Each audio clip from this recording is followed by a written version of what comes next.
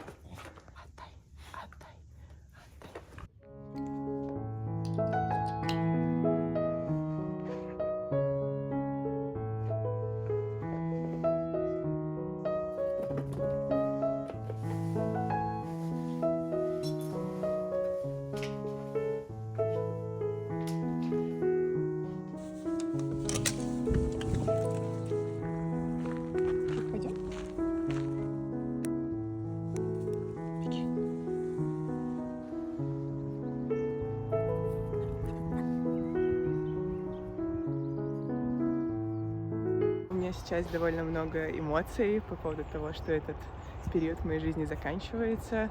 Конечно, мне немножко и грустно. Я буду скучать по людям, с которыми я училась, потому что они все были просто потрясающие. И по всей вот этой вот университетской рутине. Очень классно, что в этот раз мне удалось ее прочувствовать, потому что в бакалавриате это как будто пролетело просто мимо меня. Вот. Но в то же время мне очень-очень радостно, что я наконец-то смогла выполнить все то, что взвалила на себя, и даже, может быть, чуть-чуть слишком много, так оглянувшись назад, можно сказать. Вот. Но эта глава заканчивается, и я очень-очень этому рада. Значит, начнется что-то новое и интересное.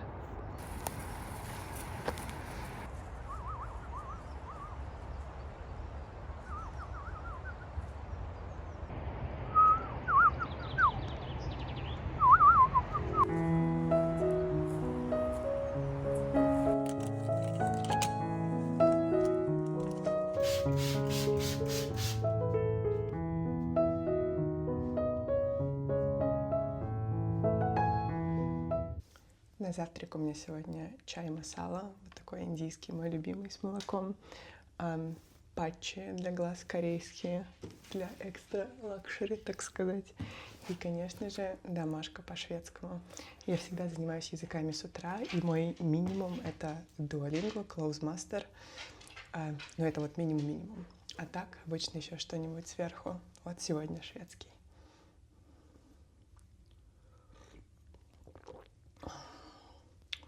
Напиток богов.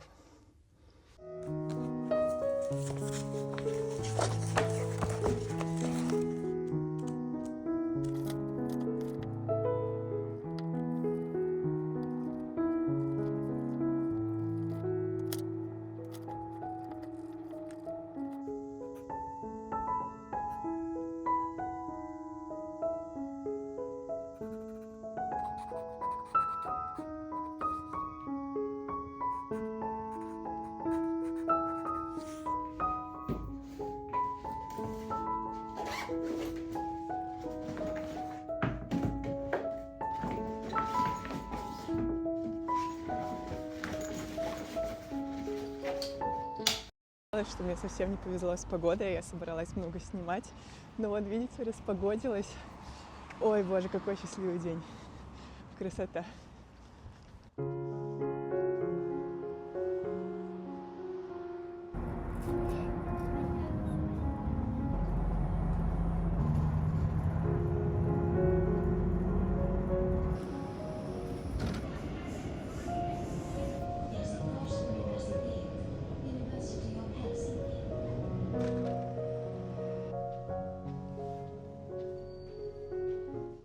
На заметку всем студентам из Финляндии: самый вкусный ланч в столовой Садекса в главном здании университета Хельсинки. И даже если вы учитесь где-нибудь в Турку, например, вы все равно можете приехать сюда и пообедать. Ну, во время учебного года, конечно. Так что приезжайте и наслаждайтесь. Ланч просто... А еще очень важный момент. Так как это не секретное место, и о нем многие знают, лучше приходить либо совсем рано, типа в 10:30, в 11, то есть почти на завтрак, или уже после основной волны, где-то в час-два.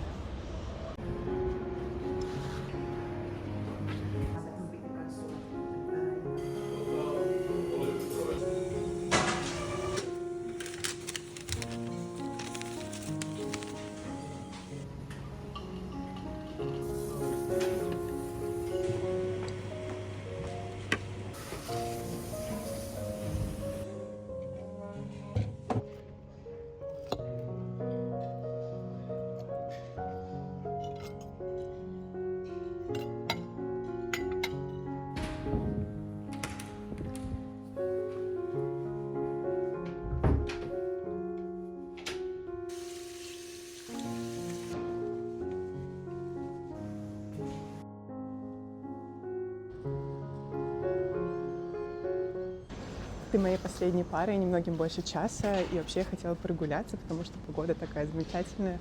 Но потом мне пришла в голову довольно любопытная идея, так что я иду в библиотеку за вкусным чаем и ее реализовывать.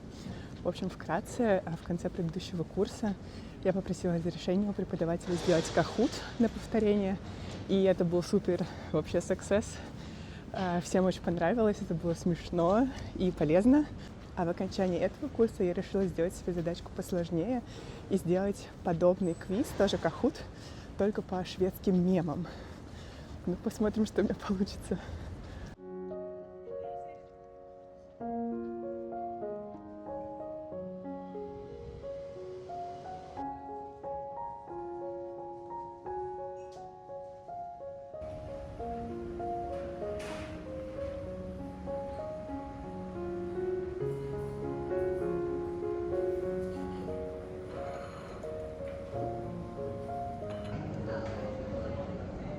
Погулять не успелась, но кахут получился гениальный.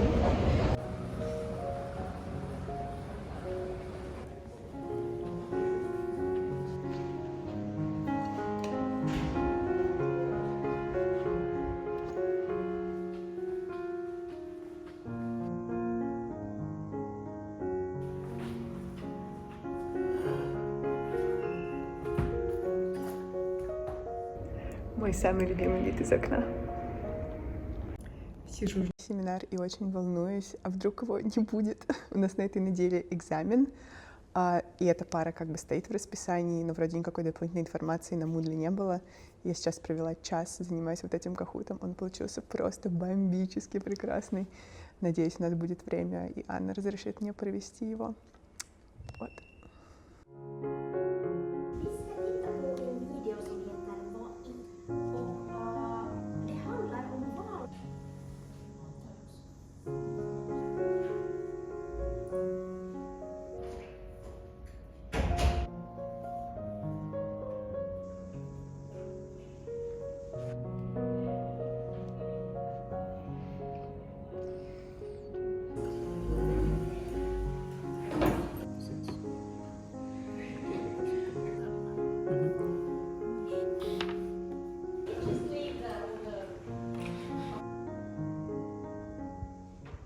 Does anyone want to translate, to try to translate? Yeah. When you get to work with your best friend in a group task.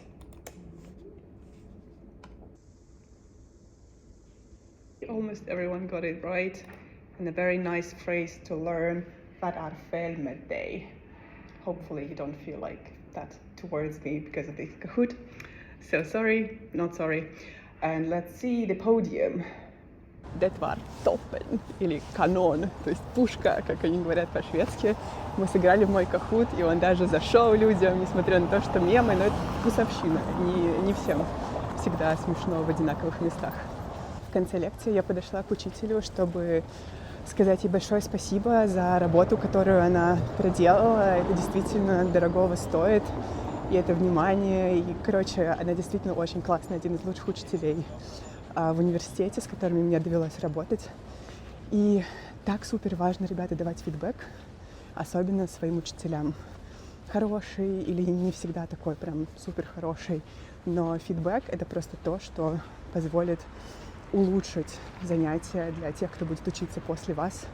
И это такая важная частичка работы учителя, которая очень часто как-то остается за кулисами, и многие не обращают на это внимания, не считают это нужным. И даже не то, чтобы благодарить, а просто вот сказать, как тебе было учиться. И это супер-супер важно. В общем, если у вас есть такая возможность, пожалуйста, используйте ее.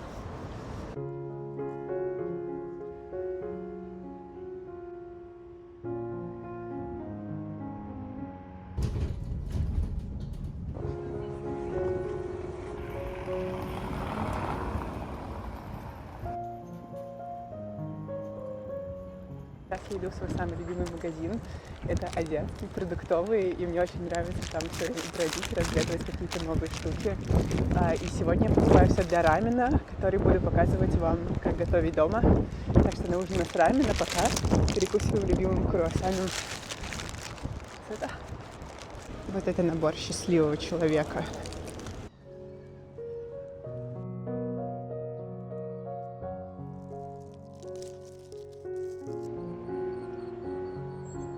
Самые-самые лучшие азиатские магазины — это Хаканьеми. Тут есть два отдельных, но по сути это как бы один магазин. Я обычно хожу в японский. Есть отдельно еще такой более китайский, вьетнамский, тайский и так далее. Вот все в одном. Но японский немножечко отличается.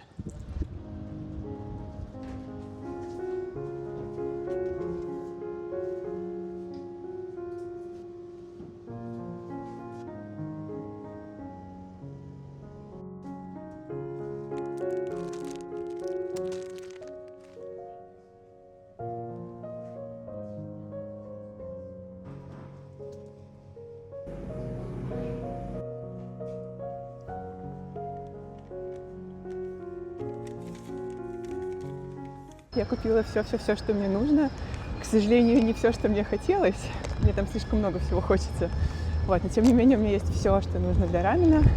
Так что поехали домой. Буду учить вас готовить легкий и очень вкусный рамен.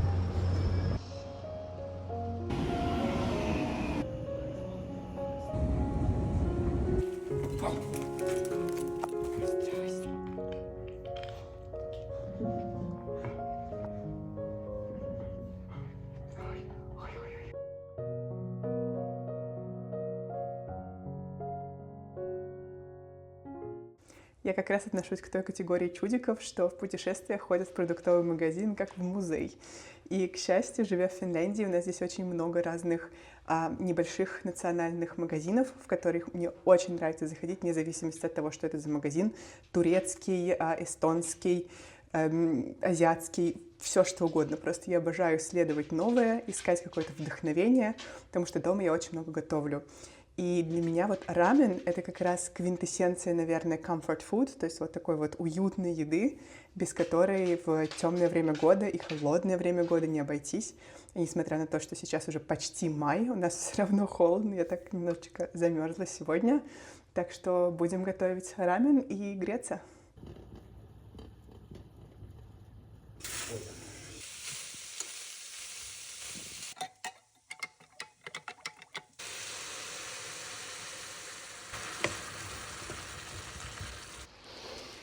Ах, если бы вы только слышали этот запах.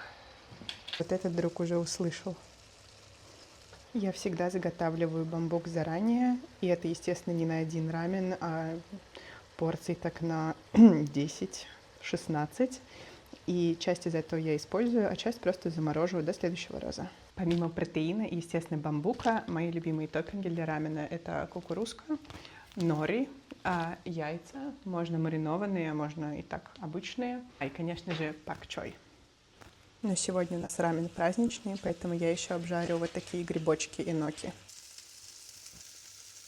Итак, для идеального и простого рамена вам понадобится пара зубчиков чеснока, кусочек имбиря. Я еще люблю добавлять вот эти чили, хлопья чили. Курицы я беру бедро и довольно много мисо бульона, потому что это вот основа.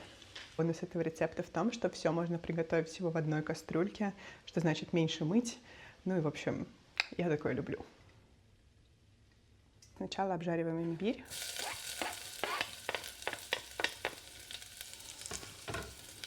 И буквально через минуту кидаем чеснок и немножечко хлопьев чили.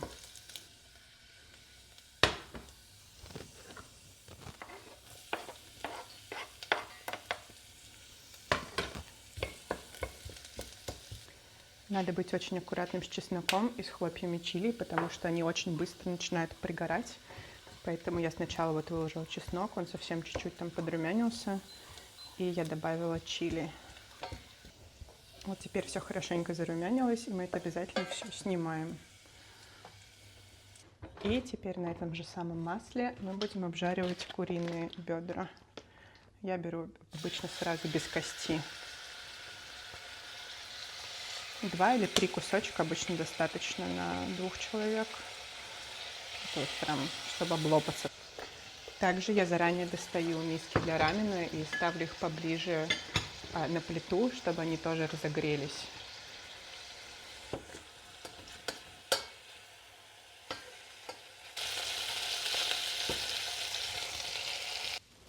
Вот теперь курица пожарилась, и время для бульона. Просто выдавливаем щедрую порцию мисо. Я делаю на глаз, если честно, не знаю, сколько там у меня точно получается. И потом пробую всегда. Все то, что пригорело на дне, мы сейчас уберем кипятком.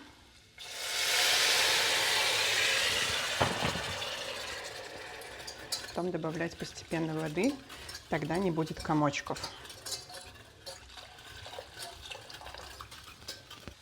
Ну вот и все, бульон готов. И теперь прямо в нем мы будем варить лапшу для рамена.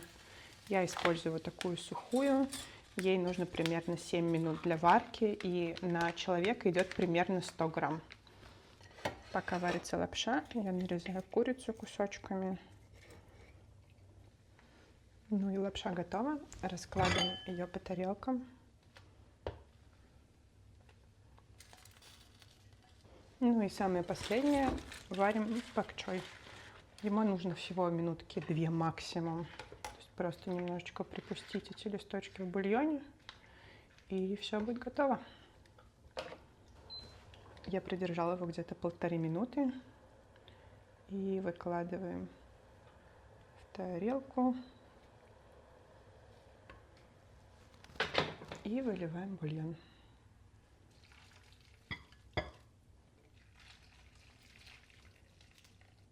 Конечно, рамен лучше всего готовить до того, как вы помыли кухню, а не после.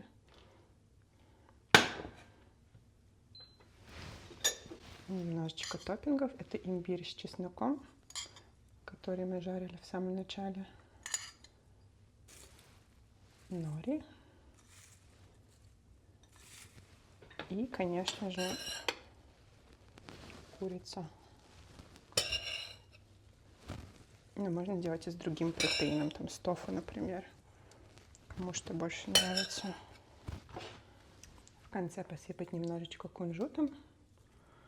И готово. Можно есть даже без топпингов.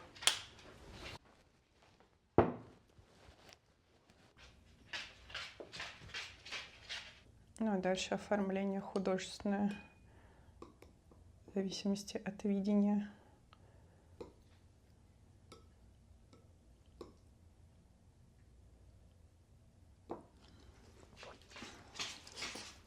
Это 9 из 10. Мне кажется, было как-то чуть получше. Ну, такое прям типа супер-пупер. Но это очень близко. В общем, лопать рамен — дело серьезное, трудозатратное. Вон, видите, щеки какие красные.